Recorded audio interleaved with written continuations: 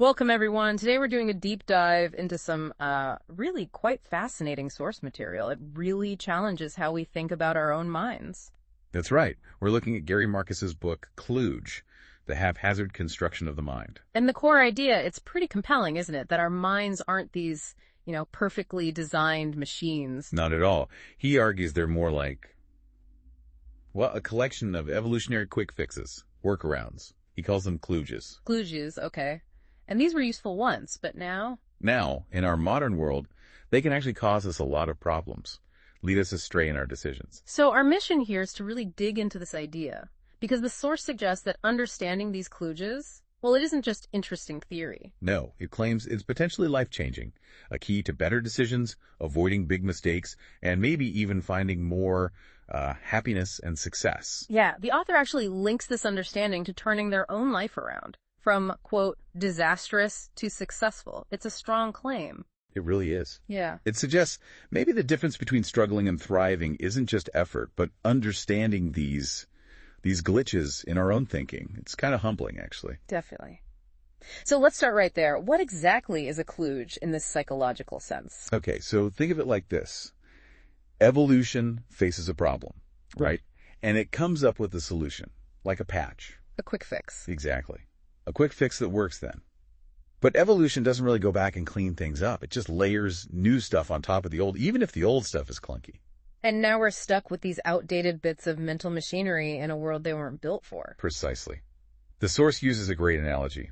Imagine humans evolving as climbers. Okay. Every time they hit a new obstacle, a river, a cliff, whatever, they invent a tool, a bridge, a rope. But they have to carry all the tools they ever invented. Ah, so they get overloaded. Right. Eventually, they're weighed down by all this accumulated gear, some of it maybe not even that useful anymore. Our minds are kind of like that burdened by these old layered solutions. That makes sense. And we see this physically too, right? Our bodies show signs of this sort of haphazard design. Oh, absolutely. The human spine is a prime example. It evolved for walking on all fours, basically straight. Then we stood up. Yeah. And suddenly that design wasn't great for bearing weight vertically. Hence all the back problems, herniated discs, things like that. If you designed a spine for standing upright from scratch, it probably wouldn't look like ours. Or think about how we handle food, especially fat and sugar. Exactly. That's another huge one. For almost all of human history, calories were scarce. Survival meant grabbing and storing every bit of fat and sugar you could find. So genes that made us crave those things and store them efficiently were really beneficial. A lifesaver. Totally. A brilliant kludge for famine times. But fast forward to today, with supermarkets on every corner. That same drive is, well, a disaster. It leads to obesity, diabetes. The very mechanism that saved our ancestors is now a major health crisis. It's a perfect example of an evolutionary workaround backfiring in the modern world. Okay, so physically it's clear. But the really deep impact, the source argues, is how these kludges affect our minds, our choices, our judgments. Yes. This is where understanding them can really start to change things. Let's talk about some psychological kludges. The sunk cost fallacy is a big one. Ah, yeah, where you keep pouring time, money, effort in something that's clearly failing, just because you've already put so much in. Exactly that. You see it constantly, people sticking with a dying business idea. Or holding on to, say, crypto investments that have tanked. Right. Or just any project where logically you should cut your losses, but emotionally you just can't let go of the past investment. And the evolutionary link here. Think about our ancestors. A farmer or a hunter. If you'd spent weeks planting crops or days tracking an animal, giving up wasn't just wasted effort. It could mean starvation. Precisely. So a strong psychological drive to persist, to see things through even when it got tough, was really adaptive. It literally helped you survive. But that same programming applied to modern things like investing or business. It can be ruinous. The context is totally different. The persist at all costs. Kludge doesn't work well when you need flexibility and the ability to pivot. It's a mismatch. That really hits home. Okay, what about how we react to negative stuff? We seem hardwired to overreact sometimes. Oh, definitely. That's another kludge rooted deep in survival. Our brains evolved to pay way more attention to threats than rewards. Oh. It was safer. Makes sense. Better safe than sorry. Right. If your ancestor saw one predator near a water source, avoiding that source forever might seem irrational, but it was safer than risking it. Overreacting to negative possibilities kept you alive. And the classic example today is Plane crashes. The source mentions this. One big, highly publicized crash happens, and suddenly people are terrified of flying, even though rationally. rationally, flying is incredibly safe, much safer than driving statistically. Vastly safer. We're talking like 1 in 5 million odds for a plane crash death versus maybe 1 in 100,000 for a car crash. But our emotional brain, wired by that ancient KLUGE, just screams danger when it sees that vivid, scary event. Statistics don't stand a chance against that feeling. And does that connect to how we sometimes judge whole groups based on a few bad apples? It seems closely related. It's that same better safe than sorry generalization.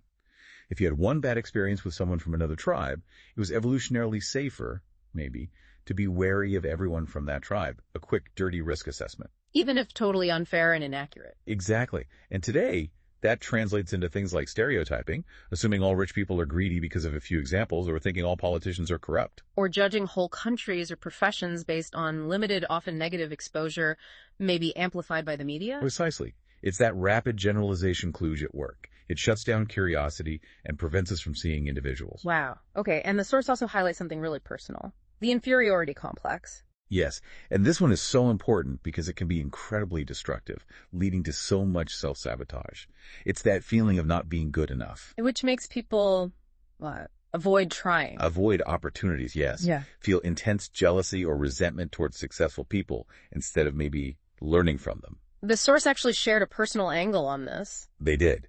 They mentioned noticing as they became more successful that some people seemed almost driven by their own feelings of inadequacy to tear that success down. Labeling successful people arrogant or lucky becomes a defense mechanism. That ultimately isolates them and stops them from connecting or growing. Right. It burns bridges. And the employee examples in the source really show the two paths this can take. Tell us about those. Well, there were two employees facing similar feelings of inadequacy. One recognized it, saw it as an internal challenge, and actually used it as fuel to push harder and learn. That person did really well. And the other? The other felt overwhelmed by it, couldn't see past it, eventually quit, and, according to the source, continued to struggle. It's a stark illustration of how awareness makes all the difference. Recognizing the KLUGE lets you choose how to respond. It offers a path from feeling trapped to finding purpose. So it sounds like the main point isn't that we can just get rid of these KLUGEs. No, you can't just uninstall them. They're baked into our mental hardware. But recognizing them is the key. Exactly. That's the freedom. When you recognize them, you can pause. You can ask, okay, wait, is this feeling, this urge to act, based on reality right now? Or is it just an old evolutionary echo? And the source credits this specific realization for their own turnaround. Very explicitly. They describe their earlier life as directionless, clueless, didn't even go to college. But over about 10 years, consciously applying this KLUGE-aware mindset. Their life transformed. Success, stability, fulfillment. Yeah.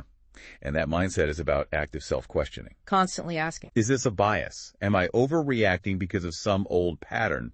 It's about developing the habit of catching yourself before the KLUGE leads you down a bad path. And apparently people started noticing the difference in their judgment. That's what they said. People started saying their judgment was spot on, that they always make the right calls. But it wasn't magic. It was the practice skill of navigating these internal pitfalls. Let's touch on some of those other transformation examples. They really drive the point home. Okay, yeah. There's Jake, the college dropout, kind of lost, spent years on video games. Then he encountered these ideas about KLUGEs in his early 20s. And it clicked. It seems so. He started questioning his own patterns, his lack of direction. And applying that awareness, within 5 years, he'd built a multi-million-dollar online coaching business from basically zero. It shows you can redirect your path once you see the internal barriers. Amazing. And it's not just about starting from scratch. Even geniuses fall prey to this stuff. Absolutely. The Steve Jobs story is kind of shocking but illuminating. Sunk cost fallacy, big time. He apparently clung to a failing project early at Apple, almost sinking the company. Because he'd invested so much already. Right. He had to learn to recognize and override that bias. Doing so later was crucial for Apple's incredible comeback. It proves anyone can get caught, but awareness allows recovery. And there was a story about overcoming personal hardship, too. Yes, Sarah. A single mom, struggling with debt, feeling trapped. Reading about KLUGEs helped her identify her intense fear of rejection as an overreaction kludge. An outdated fear response. Exactly. Understanding it gave her the courage to push past it. She started a small bakery. It succeeded, got her out of debt, and eventually grew to employ 10 people. It's a powerful story of understanding your internal landscape to build something better externally.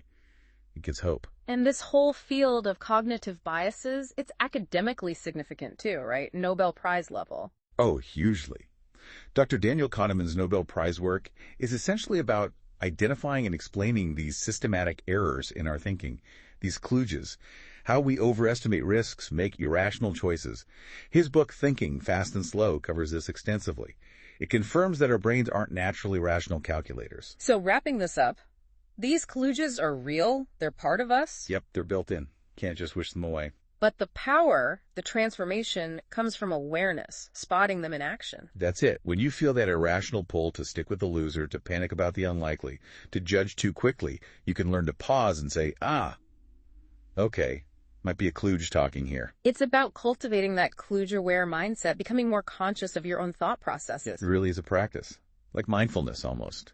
Questioning your assumptions, your gut feelings, asking, is this reaction truly serving me now? That careful self-reflection helps you make choices that align with what you actually want, leading to, well, potentially a much more fulfilling life with fewer regrets. It's a deep form of self-understanding. This has been incredibly eye-opening. So the big takeaway from this deep dive, that our evolutionary past has left us with mental kludges, these built-in flaws. Right. But the really hopeful message, the one the source claims changed everything for them, is that knowing about them is incredibly powerful. It's practical. It gives you the tools to make better choices, avoid self-sabotage, and maybe steer your life towards more happiness and success. It's about taking back control from those ancient programs. And for anyone who wants to go deeper, the book is KLUGE, The Haphazard Construction of the Mind by Gary Marcus. Definitely the source to check out for the full picture. So let's leave you with this final thought. If our minds are constantly making these subtle, automatic errors based on a world long gone, how much of what you believe, feel, and decide is truly rational? How much is just an echo? Yeah, and maybe more pointedly, what important decision are you facing right now where an unrecognized kludge might be pulling the strings? Worth thinking about.